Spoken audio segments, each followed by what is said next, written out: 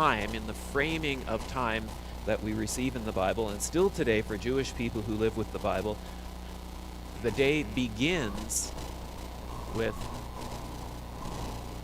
evening. The day begins with evening. First things first. We begin with sleep, and it's a bit of a head scratcher in our culture because we live with the clock. And a long time ago in a province far away, we would do these fundraisers. There were chicken farmers, and they would get youth together, and we would catch chickens for these farmers. And it was always a bit weird to me that we would not be able to start until midnight Monday morning. And so it was like once that clock ticked over and it was now Monday, then we were no longer working on Sunday, and so then we could do this job. Like, yeah. In the Bible and in the Jewish tradition, first things first, and the day begins at sundown. And then while we sleep, God looks after all the most important things in the world and in our lives and in our stories. And then after we've slept, we wake up and we go out and explore. It's kind of like when you've had, this is going to be hard to imagine. Imagine that you've had a fresh fall of snow. So we've had a fresh fall of snow, and you look out the window, you open the curtains, you look out the window, and you see these tracks, right? And you go, oh, even little kids are excited to see the tracks out there. And so that's kind of what we do. We wake up, we look around in our lives, we look around in the world for tracks that God has made as we've been sleeping. And then we get out and we explore, and we try to figure out how to follow God where God has been leading in the day. So I thought it would be fun and biblical to listen together to Psalm 4 here at the start of the year. And the part of the psalm that attracts me so much that I hardly recognized the first part of Psalm 4 are these words. Let the light of your face shine upon us, O Lord. And it says, I will lie down and sleep in peace, for you alone, O Lord, make me dwell in safety. And I wonder, how do those lines sound to you guys? They're nice, right? May the light of your face shine upon me. The poem, of course, or the psalm, begins in a different space. It begins with those desperate prayers, and we might know them. They're those desperate prayers that say, Dear God, if you help me this time, I will never, ever, ever, ever, ever fill in your blanks. And there is at least a strong hint that this writer has been deeply embarrassed, that they've been put to shame. Like when somebody mocks you or makes fun of what is for you the most precious part of yourself. Right? If you've ever had that, right? Someone says, oh, you're just faking it about this or that. That's really nasty and really, really hurtful. And the psalm writer, it sounds like they've been through that experience. And then they're trying to sleep when they are hurt and angry. How does that work for you guys? Me, not so good. No, if I'm hurt or if I'm angry or if I'm really, really stressed, to go to lay down and my mind's just racing, it's not working. And maybe you know somebody like this who always has trouble sleeping. Someone like maybe you think of a fictional person. I will think of somebody like Robert. We'll say that he's your mother's brother. Old Uncle Bob, who got beaten up outside the bar all those years ago, and now he always has headaches. There's always these persistent nagging headaches. It makes it so hard for him to sleep. Or maybe your favorite auntie, Pat, who always took you places when you were little, and then she married that creepy guy, and even though they're not together anymore, something happened to her, and it's changed her, and she just always looks tired. But it could also be that the person with trouble sleeping could be any one of us. Maybe you lie down at night, and then all the things that you can distract yourself from the day come crawling out of the dark corners, right? And they come into your mind. There's so many of the people that I've worked with over the years in addiction recovery, their foundational problem is sleep. Can't sleep. And it's one, excuse me, it's one reason. Wait a minute.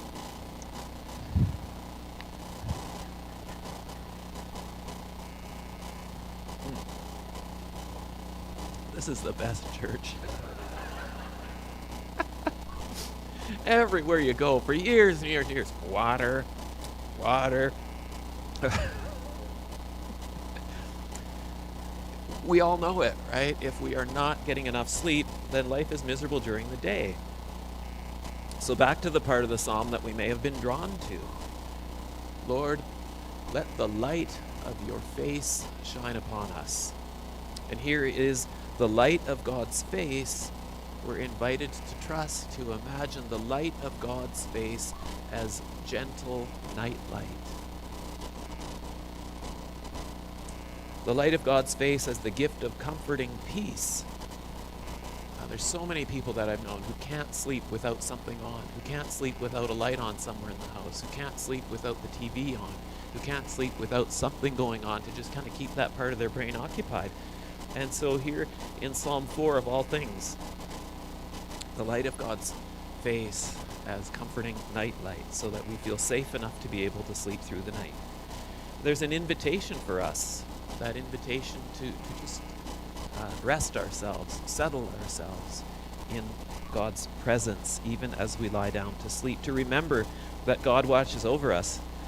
Zephaniah 3 verse 18 is, I don't know if it's anybody's favorite verse. Everybody, for some reason, always goes to John 3:16. But Zephaniah 3 verse 18 says that the Lord rejoices over us with singing. Glorious. Zephaniah 3 verse 18. The Lord rejoices over us with singing. And so it invites us to imagine, to trust a God who sings a gentle lullaby over us. God who sings and says, oh, there's my beloved. There's my beloved children sleeping. To trust that there's no nightmare so scary that we won't wake up. That there's no story that somehow can't work out. Every story can be worked out, even if the working out is to radically accept that it's a mess, that it's all that we can do with it. To lie down and sleep in the light of God's face and to trust that there will always be love. That we will always wake up to the love of God. And in this night light of God's gentle smile, we might start to enjoy the gift. Again, that's the foundation of everything, which is the gift of sleep. Good, deep, healthy, refreshing, life-restoring sleep. Sleep does a lot for us. It boosts our immune systems, apparently. It repairs our bodies. It helps us to heal. It helps us to make better decisions. It boosts our mood. Sleep is essential. Absolutely essential. Jesus apparently could sleep just about anywhere. Oh, that Jesus. No, little Lord Jesus. No crying he makes, right? As a baby. Oh, you think all the other babies, it's like, oh, there's Jesus again. Not crying. It's in the Christmas Carol, but then there's also the story of Jesus sleeping through the storm. Maybe Jesus could just close his eyes and zonk out. One of my favorite books, called Permanent Astonishment, is written by Thomson Highway, whose father, Joe Highway, was a dog sledder. He said a champion dog sledder in way far, far north in Saskatchewan. And that when he was out on the trap line and a storm blew in, a storm that you could hardly even breathe because the snow was blowing so hard, that his dad, Joe, would climb onto the sled, would pull the covers over himself and say to the dogs, home. And he would lie down and sleep through the night or through the storm, and the dogs knew their way home, and he would wake up and one of his kids would be pulling the covers up, and he's like, oh, there he is, he's home. And Thomson Highway says that from his dad he learned that sometimes when things are just going crazy, the best thing we can do is to have a nap.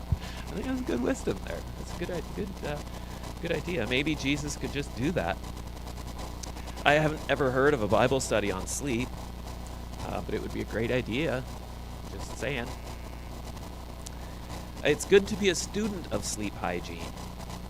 There are breathing patterns that can help our nervous systems to relax, that can help us to slow down our breath, can help us to make our bodies feel heavy.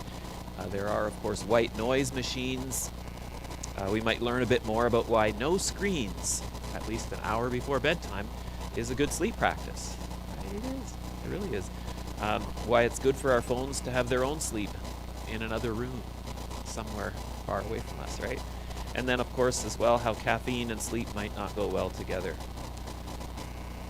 So you guys could do all kinds of homework and study and exploration of the theme of sleeping first, right? We in church life too, we think, oh, we got to do this, we got to plan this, whatever. Well, maybe we got to sleep first.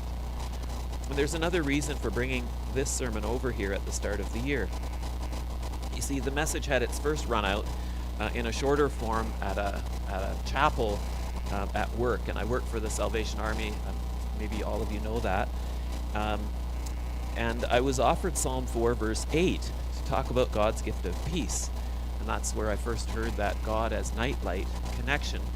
And then William Booth walked into my thoughts. Do you folks know who William Booth was?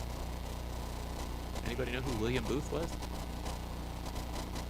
Yeah, thank you, Case. Exactly, yeah. William Booth was the husband of Catherine Booth, and he was a Methodist pastor in London, England in the mid to late 1800s. And so he spent his time in this spot, but he just got restless, and he felt a call from God to go outside and to meet people where they are. In his case, on the streets of London. And so he and Catherine became founders of the Salvation Army by going out, and they brought the church musicians out there, and so these people would be playing brass music. People thought brass is so cool, and so there's a little bit of a time trap there, but that's how that all started. And I read once that William Booth said there's one word that followers of Jesus need to always hold in our hearts. And he said that one word we always have to be holding if we're followers of Jesus is the simple word, others. Wow. Others. And then somebody else walked into my thoughts, and I'm going to call her Holly, not her real name, but if Holly would ever hear somebody say something like, you know what, I just snuggle into my bed every night, and I tell you, I sleep a solid 8 hours because the Lord is my nightlight, and so I have no fears, no worries. I just go to sleep, and I wake up refreshed all the time. And then I know that if my friend Holly was here and she heard that sort of thing, she would say, well, isn't that nice for you, sweetie? Yeah. And taken together, I think it goes like this, that if we are getting good sleep, if our immune systems are boosted, if our bodies are repaired, what about the immune systems and the bodies and the mental health and the quality of sleep of others? The day before we had that chapel, and that was during that December cold snap. Do you remember that, when it was like daytime highs were like minus 25? So just the very day before we had that chapel, somebody in the seniors home over in Castle Downs where I was working looked out his window, and then he asked me, he said, is there a person camped against the back of the Castle Downs Salvation Army Church wall? And I looked out across the snowy gap between us, and I thought, I don't know, I see a bike against the wall, and it looks like there's maybe something laying on the ground, but it doesn't really look like anything to me. And during the day, I got busy. I asked somebody else, but I never went and checked myself until the end of the day. And under the thin sleeping bag, there was a man lying on the frozen ground where he had been lying that day. He was resourceful, and so he had a hair dryer, and there was an electrical outlet on the back of the church wall. I saw one here somewhere this morning, I think. There, right there, yeah. So he was lying like this, I'll show you, down like this, with that little skinny sleeping bag, and then he had a blow dryer plugged into the wall, and that was blowing hot air, and that was essentially keeping him alive. Yeah, horrible, because the heat wasn't going to make it all the way to his feet. So I talked to him and got him inside, got him a sandwich and a coffee, and he said, man, I didn't realize how cold I was. And he reached out to his sister. They had some disagreement when she said, get lost. And so then he did for like 3 days and almost froze to death out there. And I will say this and land here, that it's too easy when it comes to any gift of God for us to think that the gift is simply intended for me, and to have it land with me. It's just for me, or it lands with us and it's just for us, and we get to have this gift for us. And it's easy for us to forget the plot, to lose the teaching of Jesus, who himself arrived into this world unhoused and vulnerable. So I think it works like this: God's peace